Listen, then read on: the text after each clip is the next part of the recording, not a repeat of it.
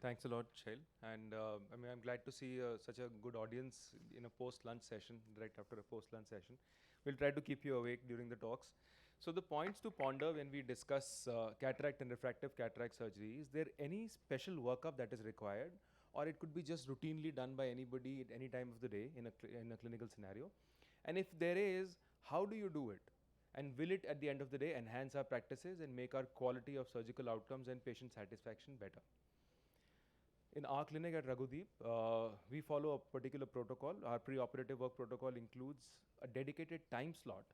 We normally do these pre-ops in the afternoon. So if a patient comes to us for a cataract surgery, we normally do not do the tests, or if we try to avoid doing the tests at the same sitting. We give them an appointment to come back with family members, people who are keen making decision in the afternoon or the lean period of the day when the OPDs are low. So you have a dedicated team that is there. The optometrist is free, the technicians on the machines are free, the doctor is relatively free to give chair time to talk to the patient and explain them the various options. So to get going, it's important to strategize in the beginning itself. As a rule, I think it's a no-brainer. We need to evaluate both the eyes of the patient. So just because the right eye has a cataract does not mean we don't look at the left eye, because God knows what's lurking around, and at some point you will have to balance both the eyes. And everything including visual acuity, which can be one eye and both eyes together, keratometries, to all evaluation should be done for both the eyes in the same setting. When it comes to diagnostics, and now today's trade is on 3 floors. And every year the trade will show you a new machine with some newer parameters and a newer set of case, which are actually the real case versus what we were seeing earlier was the false case. It really confuses us out, so we don't know what to buy and what not to buy. I think for this talk, I'm going to limit myself to, without getting personal about machines, to what generally would work for a standard routine refractive cataract practice. I think the first thing that we have to understand about a cataract practice is the first refracting surface of the eye, which is the tear film. So a very important message that I would like to sort of share is, if anything that needs to be added in a refractive cataract setting or a refractive surgery setting, is the evaluation of dry eyes. And gone are those days where we could do Shermers and breakup time, because nobody has the time for that. Nothing beats a good slit lamp evaluation, and I would miss this so often. But now that I've had burned my fingers with so many patients where I've missed out subtle signs of dry eye and subtle signs of lid laxity, and these patients have come back unhappy for no fault of the surgeon or the surgery or the lens, but because I missed out and I didn't put it in the patient's ear that they had a problem, that I faced their music. But why is a tear film refractive from the surgery perspective? Apart from post-operative issues like wound healing problems and potential for infection and rehabilitation in those dry eyes and nagging patients, there is a big concern of an unreliable biometry. So even if you leave aside those discomfort that the patient has from purely surgical outcome perspective, if you have a bad tear film, you're going to have a bad K reading, which is going to translate to a bad IOL power calculation. Just like I said, it's the most important refracting surface of the eye. So this is just to show you a patient who we've done a topography for, put a drop and done a topography for, and notice how the topography stabilizes, which is good. We put a drop, a lubricating eye drop, settle down the patient for 10 minutes, and this is the patient's topography, which shows literally no aberrations in the eye, as versus a breakup, slight breakup, but because it's in the pupillary area, the patient has a bizarre aberration profile. But what is important to understand is, if you notice on the left side, the patient's the keratometries that were picked up with the dry eye showed a 21 diopter monofocal lens. And had we implanted this is what surprise we would have landed, because once we stabilized the tear film and redid the biometry, we dropped the entire biometry by a diopter. So one diopter of biometric surprise can be very embarrassing in today's date and time in such a competitive practice, and that's just because we were in a hurry or our technicians could not pick up dry eye. There are various diagnostic tools available. We have one of these at the Ahmedabad branch and another one called Cirrus in the other, and these will give you a plethora of data. Apart from topographies, they give you detailed analysis of the meibomian gland function, of the tear film breakup time, and so on and so forth. So I think when you look out for topographers, to do your toric IOLs and to do your ocular surface, please look on for add-ons when you're buying these machines, because not only are they evaluating your surfaces, they're also evaluating the tear film meniscus, they're evaluating your non-invasive breakup time, meibomian glands, and I think that's a great tool, because for the price of one, you get to set up another fully complete dry eye clinic just for free. Talking of topography, there has been a lot of talk on posterior corneal curvature and how the ophthalmology circuit completely missed out for so many decades. But there was also a reason, because we could not capture the posterior corneal surface. We could not know whether it adds a refractive value or not. But with the use of newer shine flow devices and now with OCTs, we can now capture a posterior cornea. So this is the anterior cornea, which we've always measured with a manual keratometer and later with a placido topographer, but we missed out on this posterior cornea and the value it adds. So newer machines that do multiple cross-sectional images can give you topographic data of the posterior cornea. And in patients who have issues like a crab claw appearance or a peripheral corneal degeneration or a keratoconus, the K values or the equivalent refractive power of the cornea may be different.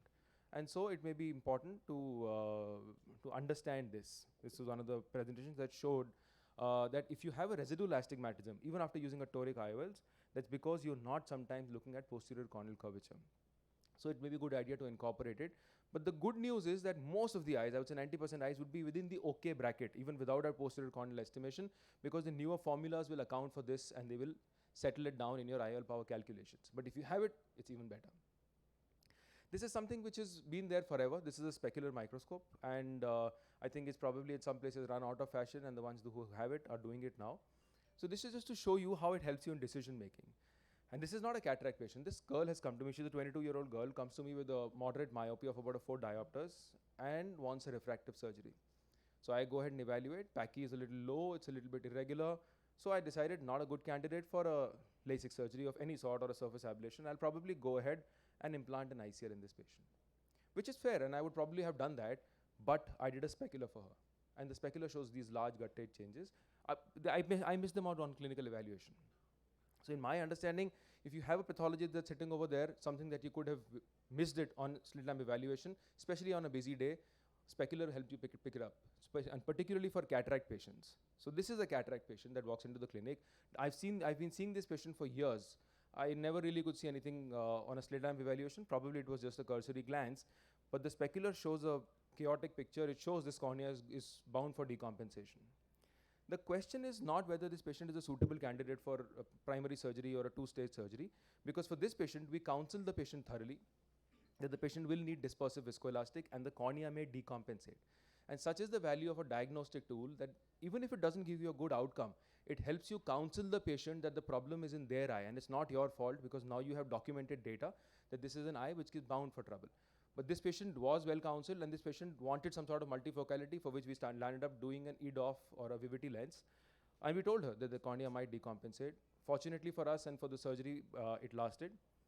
This is another patient who has literally no cells. Back-to-back, same day surgeries with literally no cells.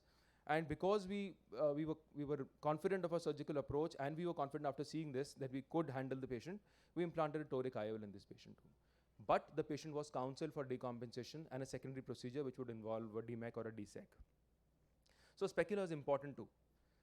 Optical biometry, I think there are, we've moved in from optical to swept source biometry, and it's very important to upgrade from contact and immersion biometries to optical biometries, because they have a fixation point and they're measuring your line of sight, which is what you want to treat, because that's where you put the lens and that's where the patient sees from. So it's perfectly aligned with the manifest visual axis. There are many of these available, and in our clinic we compared biometric parameters with 2 different principles.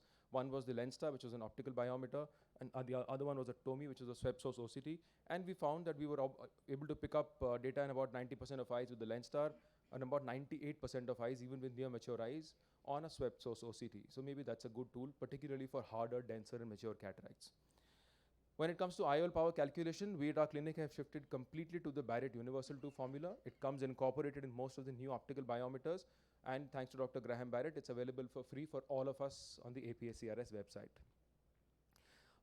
When we looked at data picked up from these machines, and we looked at the IOL calculation methods in post-refractive surgery eyes, LASIK and RK, in which we had no data because these eyes were operated elsewhere many, many years ago. And we used the K readings from these topographers. We realized that with the Barrett's formula, all formula for LASIK do well when it comes to post-refractive surgery eyes. But the highest number of eyes within the target of plus minus 0.5 was with the Barrett True K, and it worked out beautifully for us. Again, it's available for free for all of us.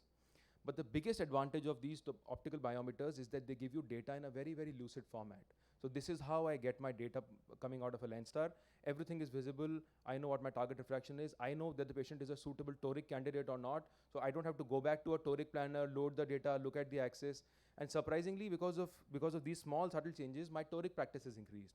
because now I do a lot of low torics, T2 and T3, because the machine tells me that this patient is, the data tells me that this patient is a suitable candidate for a low toric, and it's bang on. So, and otherwise I would have to do so much of effort of going back and filling in the data that I would miss out on a potential toric IOL most often. Aberrometry is a relatively newer tool, and it helps to add a lot of data to clinical practice, and particularly for unhappy post-op patients or patients who've come to you with a complaint and or are not sure of where their problem lies. So I'm just to briefly run you through an eye trace aberrometer, which I commonly use. It measures the total eye aberration profile or the irregularity in the patient's entire eye using ray tracing. It has an attached corneal topography on it, which gives you corneal aberrations. And by simple mathematical subtraction of total minus corneal, you get a very interesting data set called the internal aberrations of the eye, or the aberrations that arise from most likely the lens or the posterior corneal surface, or a combination of both. And it tells us that it's important to measure the patient's mesopic pupil, because again, a patient you don't want to touch for a premium IOL, particularly multifocal lens or any advanced technology lens, is a patient who has a mesopic pupil that opens up to 6.5, 7 millimeters. Fortunately for us in our country, it's rare because we are all heavily pigmented iris, but any light-eyed patient that walks into your clinic, you want to document a mesopic pupil. And if the pupil is opening up to 7 millimeters, not like you can't put a lens, but please counsel the patient of nighttime glare and halos, because this is what happens. Your pupil opens, your cornea opens, and your bad things open in the eye. So it's important to document. So just one patient I'm going to discuss is a 47-year-old female who comes to us, lawyer, so bad word to start with, and can't drive at night with a 6x6 vision. This is how it looks, clear on a small pupil, and maybe early cortical changes on the periphery. I mean, I wouldn't operate a lawyer 47 years with this because it's scary to do that. But if you do an eye trace aberrometer, you see how much of spherical aberration is coming out from the internal optics. A spherical aberration is a refractive index change coming out in the patient's lens, and this is what the patient sees in mesopic condition. And this is how we are checking the patient in the clinic. When we drop the pupil, the patient's vision becomes nice, and that's what a pinhole does. When we open the pupil, this is where the patient was, and that's what the complaint was, can't drive at night. So this patient is developing a mathematical cataract, which needs to be addressed. So it's good to counsel the patient, let the patient make their own choice on that. So I'm going to just move on from this to the last set of diagnostics, which I think is extremely important for us to understand, and that is retinal evaluation. I think nothing beats a good peripheral retinal evaluation, to add on a premium IOLs, it's very important that we do a retinal OCD documentation. If you have it at hand, or at least for those multifocals that you're planning, please send the patient. Our team published this in the American Journal in 2019, where we observed a set of patients that looked normal on a clinical evaluation by the retinal surgeon in our clinic, and we did an OCT for those patients. And we found out that a lot of problems that we could not pick up with the naked eye, we could easily pick up using an OCT, like epiretinal membranes, like this, RP irregularities, lamellar macular holes, which was so difficult to pick up on clinical evaluation. And imagine putting a panoptics or a EDOF lens in a patient with this sort of a situation. If the patient's unhappy, who's going to get the blame? You're going to get the blame, the lens is going to get the blame. The problem is not in either of which. The problem lies in the patient's eye. So I think it's very important. Just two more things. Now epithelial mapping is available, so you can probably use that also to your advantage, particularly in unhappy or poor healers. So in the end of it, it's important to understand both the art and the science of evaluation. And at the end of the day, no matter how much diagnostics you buy and what you use it for, if you cannot explain to the patient in simple, easy to palate language, it's not going to come across nice, and you'll have an unhappy patient. So it's best to spend as much chair time as is needed. Also set up your clinic nice so that they don't feel the rush. Get your theater right so that you can use all the diagnostic for a good surgical outcome. Personalized care will probably involve now buying more equipment, or buying the sensible equipment rather than buying anything that's first off the market.